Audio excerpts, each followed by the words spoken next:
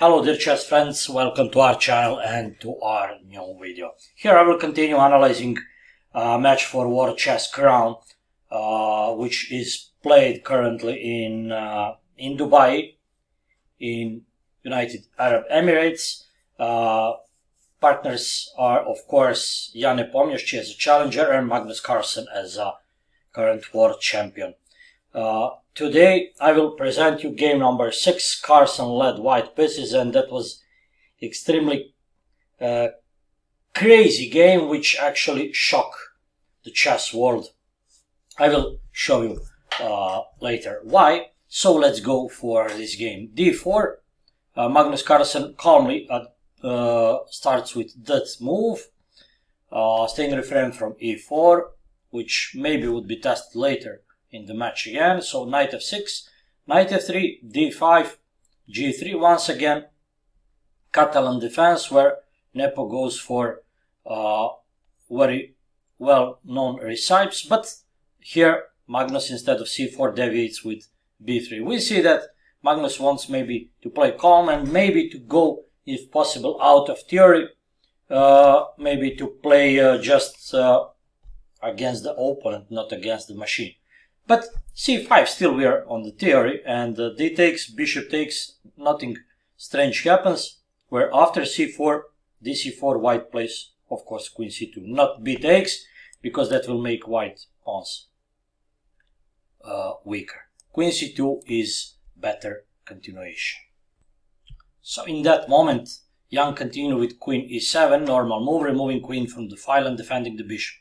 But knight bd2, very interesting solution again. Now if black captures, white will capture with knight, and still there are problems with that bishop. Removing it there may lead to attack after this. Removing it there can give white initiative after knight fd4 with idea of this, and it's not visible how can black easily activate all that pieces. So all that is analyzed with strong engines and with some super machines, so we should believe that sacrifice is promising. Knight c6, the calm refutation of sacrifice, and knight c4, where black after b5, that may look a weakening move, but that move is still logical because black gets important tempo to activate his pieces. And after that, black grabs another tempo, attacking the queen. Queen removes, bishop b7, and now white attacks the knight, and now attacks even the bishop. Now white refutes exchange of the knights and attacks bishop with tempo. After normal bishop b6, we can see that black is already preferable because white doesn't have enough of harmony. Queen b2 and bishop c1 are on strange places. It would be better to play bishop on b2, if possible, queen on c1, which may go, for instance, to g5 or so. So, what I want to say is that here, definitely, black should be preferred. Maybe at least optically. Bishop g5, rook d8, and now bishop f6. That's first key moment in the game. Black is on the crossroads, and for some reason Jan decided to take with a pawn. Taking with pawn is not bad. Maybe it is formally even maybe better, because just from logical point of view that gives black two options to play with queens on the board and without queens on the board. How to play without queens on the board, but so you will see soon. Black queen will be active, and probably the white would be forced practically to go for exchanging the queens. Queen f6, of course, would give nothing to black, but still that will keep some plus. Let's say that here knight f e5 doesn't work because of bishop d4. So what I want to say here is that after the best answer this, black has traditional advantage of bishop pair. White doesn't have good spots for the knight, and that weak pawns optically weak pawns on the queen side are not actually weak because they cannot be easily attacked. So if you have some optical weakness, be sure that is not actual weakness if opponent cannot attack it easily. What I want to say here, black will just play f5, and with pawns on light squares, that would be good setup, restricting white bishop, and that pawns will be safe. Black king will have normal spot on f6 and will join center very soon. Black must be better here. The question is if that advantage is great or not.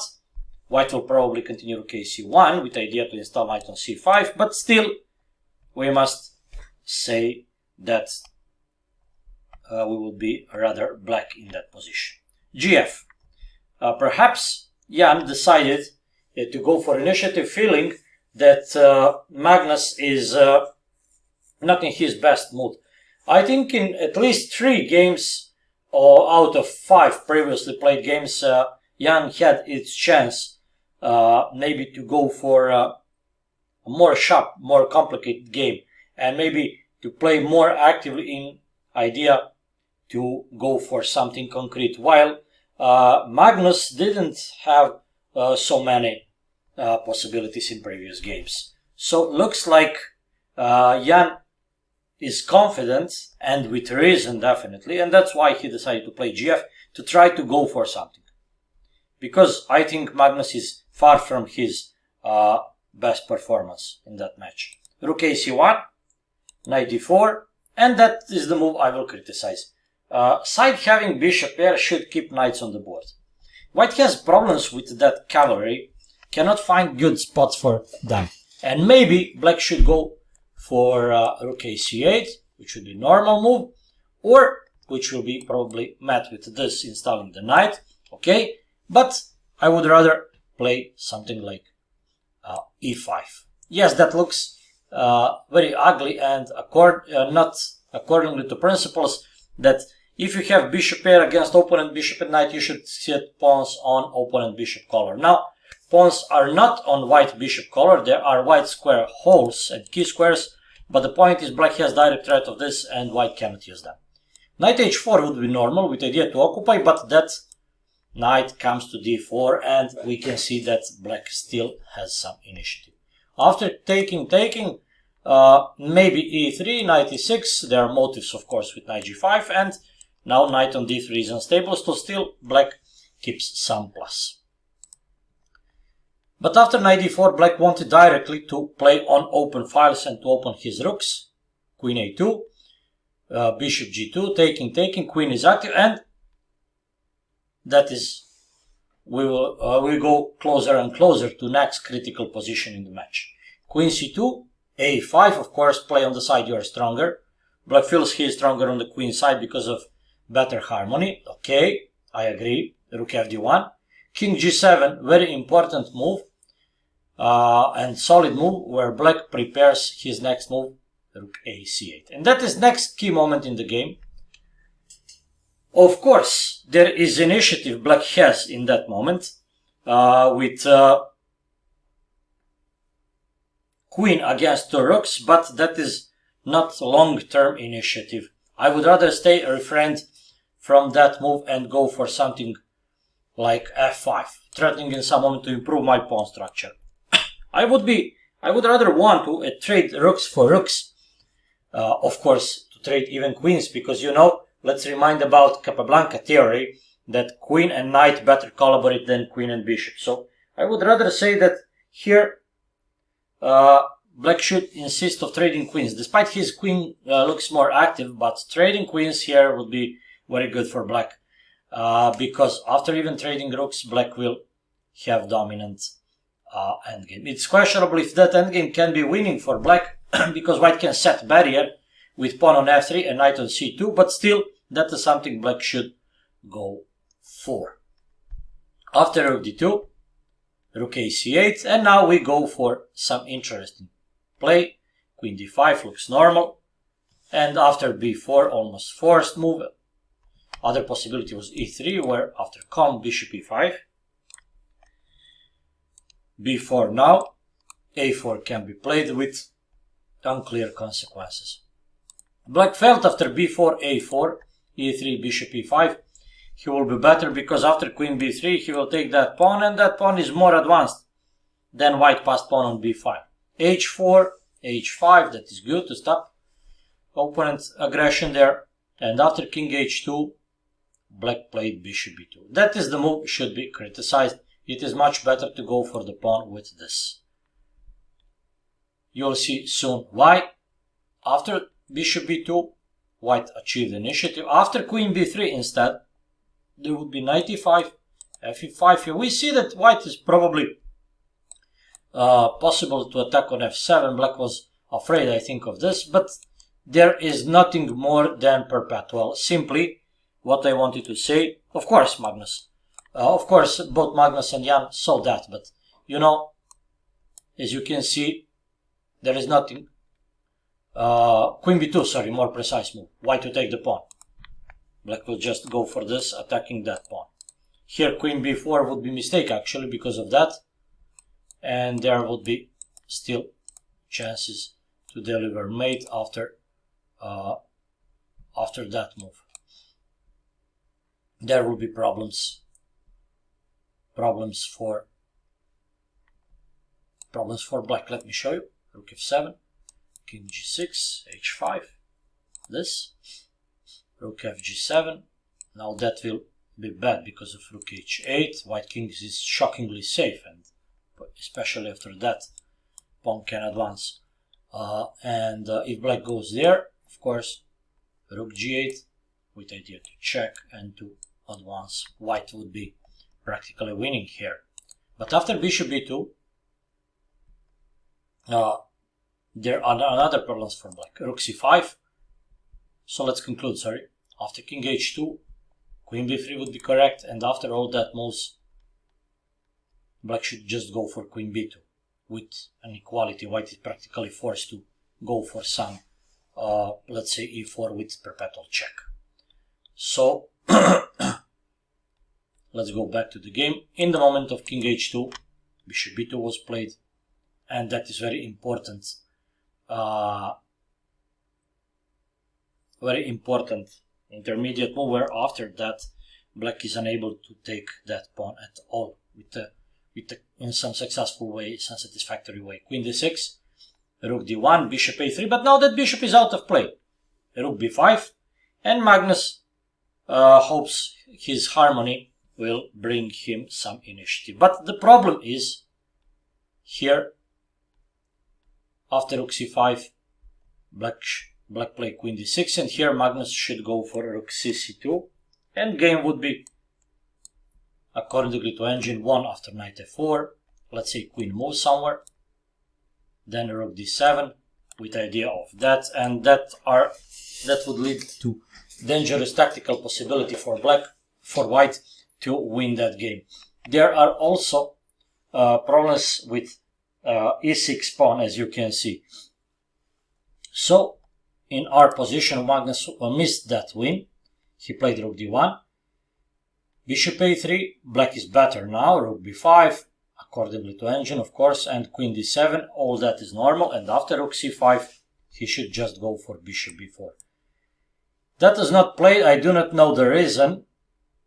Black will eliminate all threats to his king with this, and eliminate harmony for white, because white will be forced to go back, and after that just bishop a5, and there is nothing visible, absolutely nothing visible. Knight f4 can be met with calm. Queen b5 or even queen b7 with idea to infiltrate queen to f3. There are problems for black, definitely, but with playing precisely, actually he is the player who will have initiative. That pawn is extremely dangerous, and black has idea to set bishop to that diagonal, and pawn can advance. Let's go back to the game. e5 was played. Okay. And after rook c2, still black has some advantage. He didn't play bishop b4 for some strange reason, queen d5.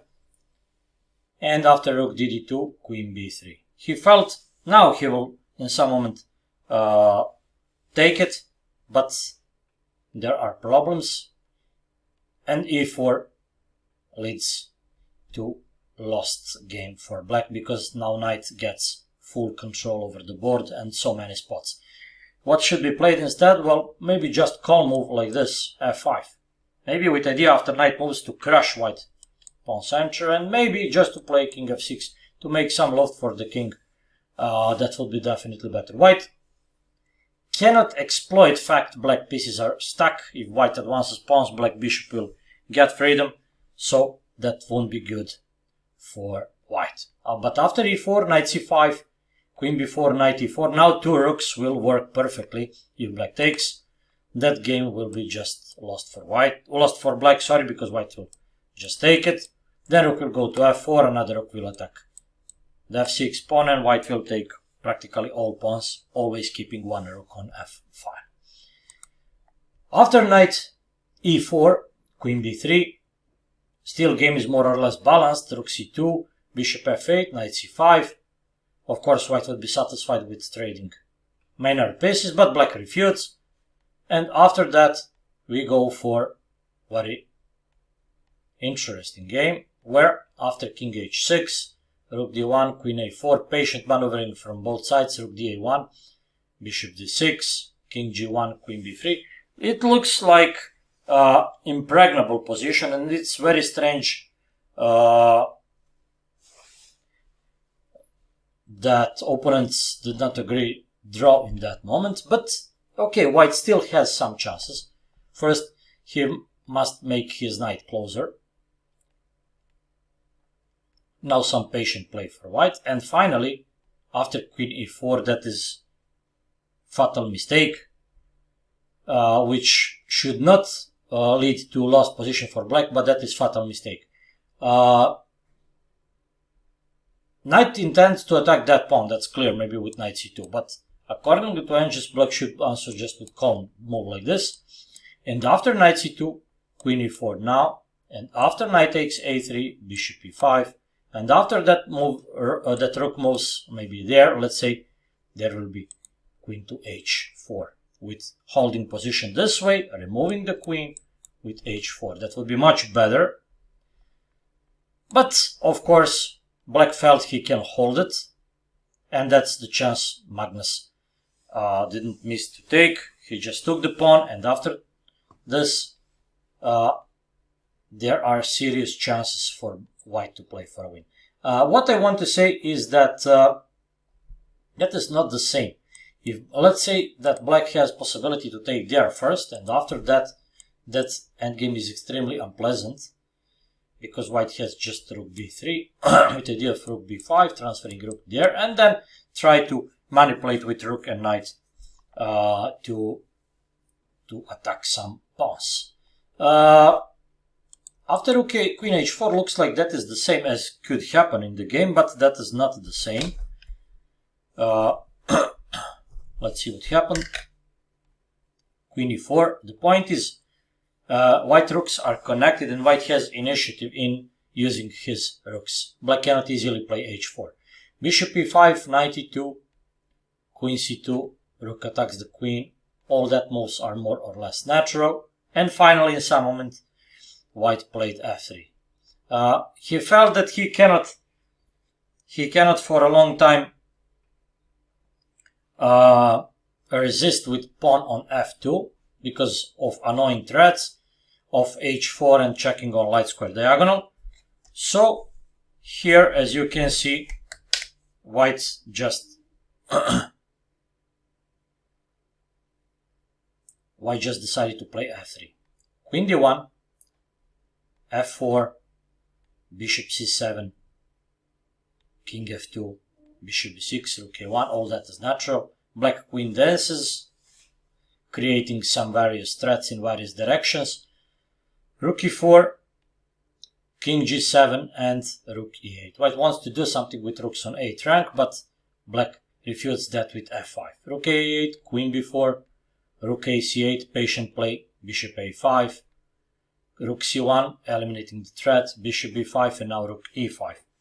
White has many possibilities. Black has weak pawns, so white can deliver various threats against f-pawn, against another f-pawn, against h-pawn, against the king, and black must play carefully. What is the point that is easier to play for black in that moment? That looks like, because black should just go for primitive threats, threatening checkings, threatening to attack pawn e3, threatening let's say just primitive threats. White must find a long-term plan, which is not easy to do here. Rook e8, rook queen d5, rook c8, queen goes to h1, and once again there is neutralizing black queen move, rook c1 namely, of course, rook b1, and now white tries to do something on 7th rank, but black refutes that with bishop c5. Rook cannot stay on 7th rank, it moves back, okay, queen d3, rook b7, and now finally looks like white will take some pawn. That pawn fell, and now black goes for realization. Now white goes for realization. After queen d3, the best dressers for white is to play rook f7. And after that, definitely game would be transferred to the position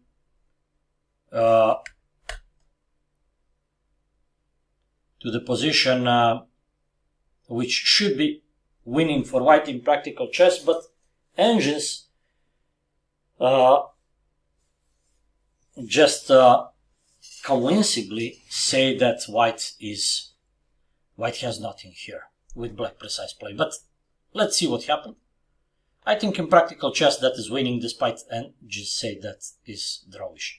Black must keep queen on active position, that's clear, threatening so many checks, and rest moves are just more or less normal. White tries to find his best setup, but it is not easy to find, and in that moment white decided to activate knight. Okay, he danced, making some circle, but there is nothing to achieve, and finally white must be aware from some threefold repetition. Let's see what happened.